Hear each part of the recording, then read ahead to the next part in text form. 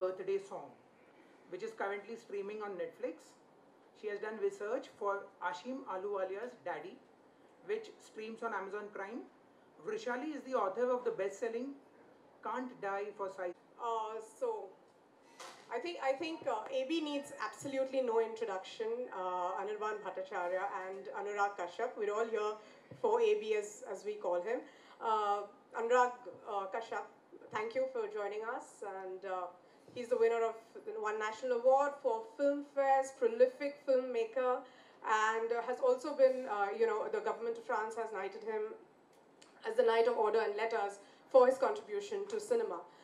But what is interesting is we're here for AB's The Deadly Dozen, serial killers, and what's interesting is that Anurag made his foray, and this is when I was doing my research, that he made his foray into Bollywood when he scripted Otto Naran, and Otto Naran is the first story of The Deadly Dozen, which he wrote, and that kind of impressed Ram Gopal Varma, and that was the start of so many other things. Panch, has anybody seen Panch? I mean, I love the film. A lot of us have seen Panch over here. And that was again based very loosely as is mentioned, on the Joshi Abhyankar murder cases of 1976, the serial murders that happened in Pune, shaking the daylights out of the sleepy town of Pune, and Raman Raghav, as we all know. So Anurag, welcome, and you're our chief guest. Thank you for coming. And AB, as we all know, this is your debut novel. We're all here because of you. AB again needs no introduction.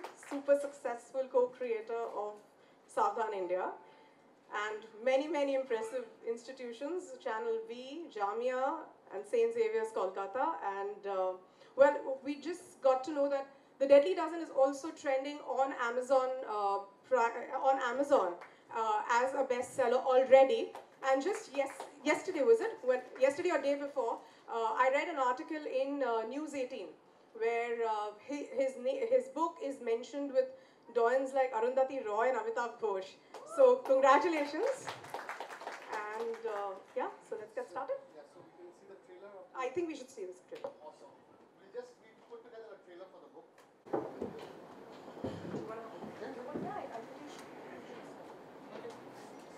Ready? With the opening. Okay.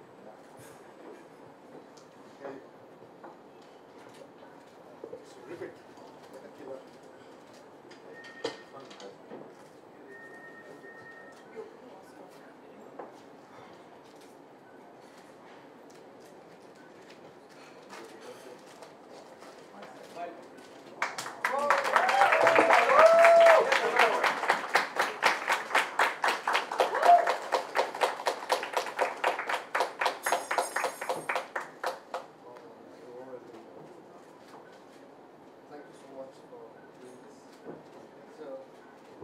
Check.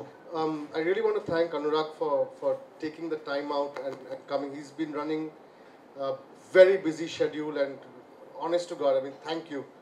You don't realize how overwhelmed I am right now. Just to have you standing here and do this.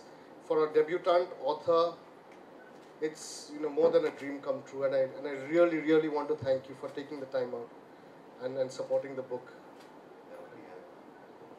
I already have had a take on 3 of the stories. I know. Jackal and Otto Shankar and Ravan Raga. Thank you so much. No, but this is amazing. I already have my eye on one.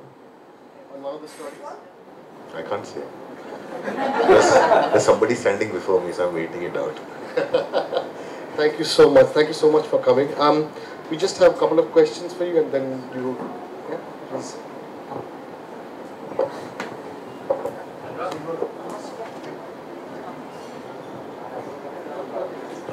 Check.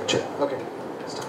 Yeah, so like you said, you've already had a take on 3, and one is brewing in your mind. So what is it about the serial killer, the mind of a serial killer that draws you to it, that entices you to make films on them? It's always the inexplicable. You don't understand what makes them the way they are. And that's what is very interesting. because it's almost like you can't make sense of it. The most incredible thing is you just cannot make sense to it. The logic, the intelligence, no kind of reasoning works there. It just is. And that is what is scary about it. Yeah, but when it's a piece of non-fiction and then when you have to fictionalize it, what are the challenges that you face when you have to fictionalize something that has already happened and something so macabre? No, you don't need to fictionalize it, but the thing is sometimes the circumstances force you to fictionalize it. Because I genuinely believe that the truth is stranger than fiction. It is. Because fiction still is created from a mind that is still trying to think when it's within its limited capacity. No, but I've seen Panch, and I've seen it. Panch was inspired by the Jekyll case. But by the so how did you fictionalize that? That is because when I was writing Panch, and I was working on the Jekyll case, I was told you can't make a film without music. My first film, so I was like, okay, fine, I'll make them a boy band. And so the serial killers became musicians.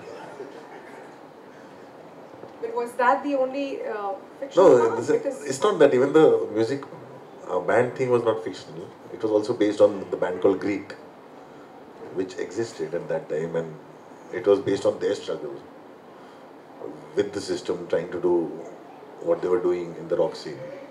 It was an underground band. So I took two different stories and married them together. When I was writing Raman Raghav, what you're saying is that it doesn't make sense at all. Sense. Raman Raghav's story is.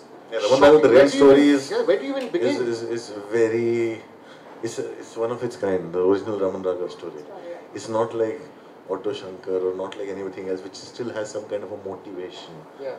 You know, the Raman Raghav story is very strange, and nobody wanted me to make that film, so I made Raman Raghav 2.0. But the thing is, we still borrowed some elements from the original Raman Raghav. With his sister relationship, everything we borrowed from the original story. Yeah, because it was just one guy who came, nobody knew about. My thing is like, if I can't make that, then I'll do something else. But I kind of invoked Raman Raghav to address a lot of other things that were surrounding us. AB, so when I read AB's stories, his writing is extremely visual, sucks you into that world. How difficult was it? Was it a natural progression from Southern India? What were the challenges that you faced when you were writing? Okay, so I think when you're talking about the visual element of the stories, it was a very deliberate attempt. The stories are set across different eras, right, of India. I wanted to get that visual sense of the reader being present over there.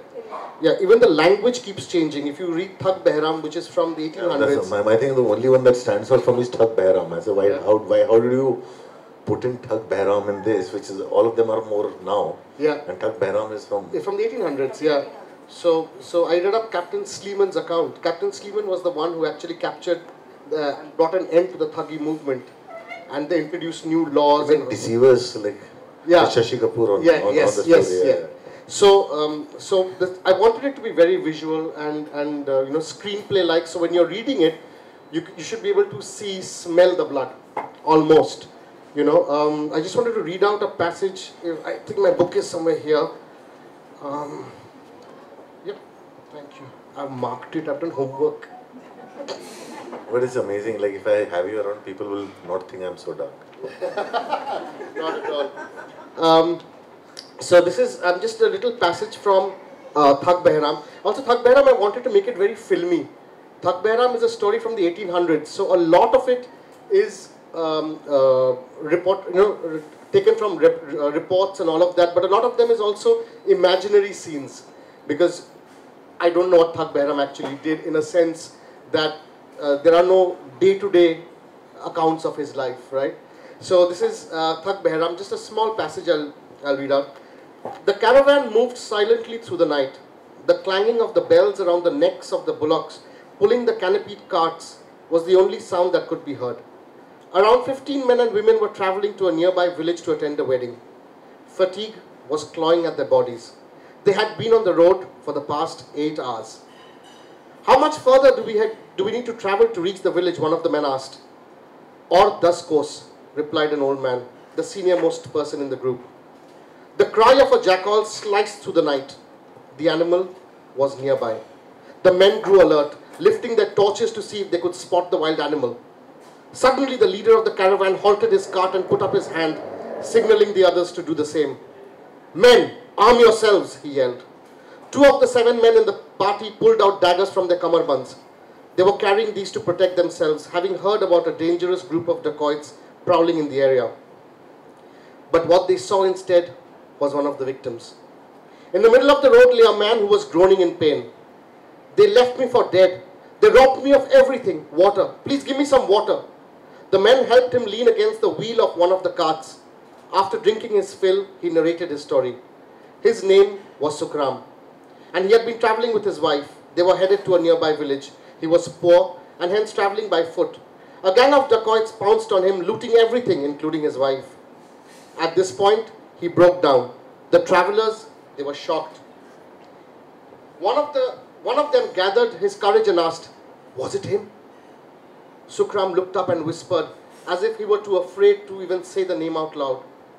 "Yes, it was him. Thug Behram." At the mention of the name, a shudder ran through the crowd. The women inside the caravan who had been eavesdropping began crying. "How did you manage to live?" "He kills everyone," a young man asked. Sukram got up slowly and said, "How can Behram kill his own self?" He let out a scream of a jackal, and as he said this, out of the dark forest some fierce-looking men appeared. They were bearded and red-eyed. With a blood-curdling cry, they lunged at the travelers, who were no match for the dacoits. Within minutes, a hush fell upon the caravans. So this, I tried to be as, visual as possible, and so. But what it left me as a reader when I was going through, through the book was. I was shit scared. Yeah. It just scared the daylights out of me. Like, it was like, you pull, you just took the bull by the horns and said, this is a parallel universe, and they're out there, and this you need.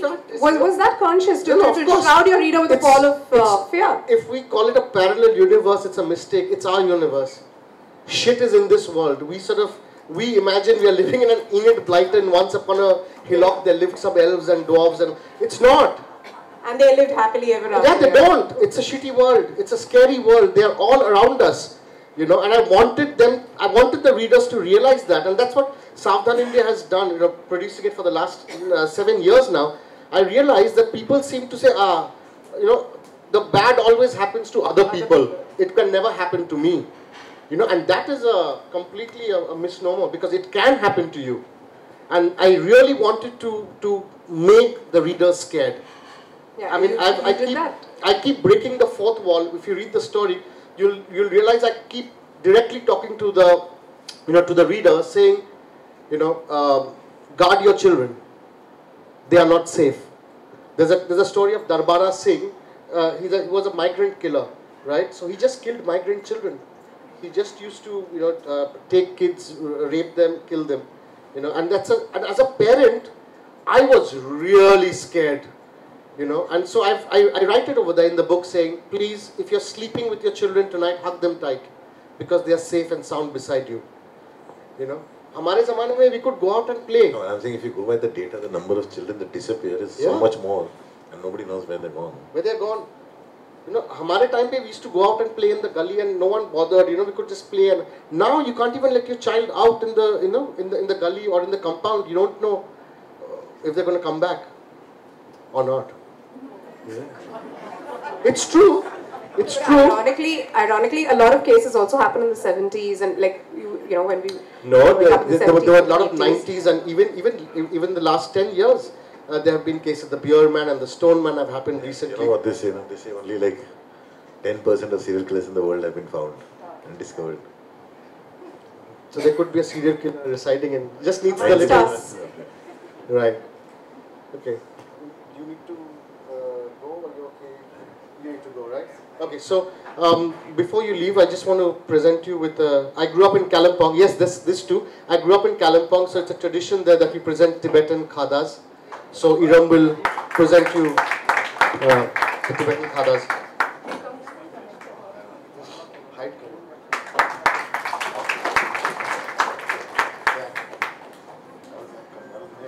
I know you're in Jalpaiguri. Ah, super. Superb, superb.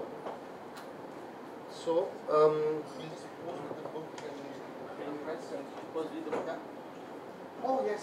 Oh, we've got something else for you as well. Oh, this is for you for being kind enough. Come. And this is all healthy stuff. Gift hamper. Yeah. Got a gift hamper. Mixi ke saath free. So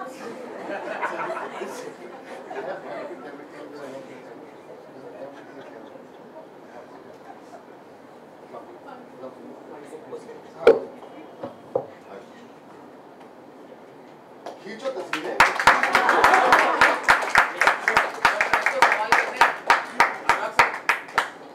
ऐसा मौका फिर press को सवाल करने एक दो sir press को सवाल करने एक दो सर एक दो ज़्यादा टाइम नहीं लेंगे आपका बिल्कुल नहीं है सर एक question sir I'll just leave him and then I'll come back. Hold on. It's not like a formal event and all, no?